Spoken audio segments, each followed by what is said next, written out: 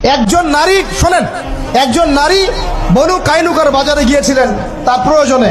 ইহুদি তার শ্লীলতাহানি করেছে, তার সতর খুলে দিয়েছিল একজন ইহুদি। এটা দেখে একজন মুসলিম ভাই সেখানে থাকতে না পারে ওই ইহুদির গর্দান নামিয়ে দেয়। এই ইস্যুকে কেন্দ্র করে ইহুদিরা মিলে ওই ভাইকে শহীদ করে। তখন ওই বাজারে ওই ভাই ছাড়া আর কেউ ছিল না, একজনই ভাই ছিল। এরপরে এই মামলা আসলো নবীর দরবারে সাল্লাল্লাহু আলাইহি ওয়াসাল্লাম। এটা মদিনার ঘটনা। নবী সাল্লাল্লাহু আলাইহি ওয়াসাল্লাম ওই সাহাবীকে তো দোষারোপ করেনই নাই, ওই সাহাবীকে দোষারোপ করেন নাই, বরং নিজে বর্ম পরে অন্য সাহাবীদেরকে বলেছেন তোমরা বের হও, আমরা বনু কাইনুকা আক্রমণ করবো, ওকে এখান থেকে বের করে দেবো। একজন দিনী বোনের ইজ্জতের বদলা নেওয়ার জন্য পুরো বনু কাইনুকার ইহুদিদের সাথে যুদ্ধ হয়েছে। আর আমাদের বোনরা স্বেচ্ছায় ইজ্জত বিলি দিচ্ছ।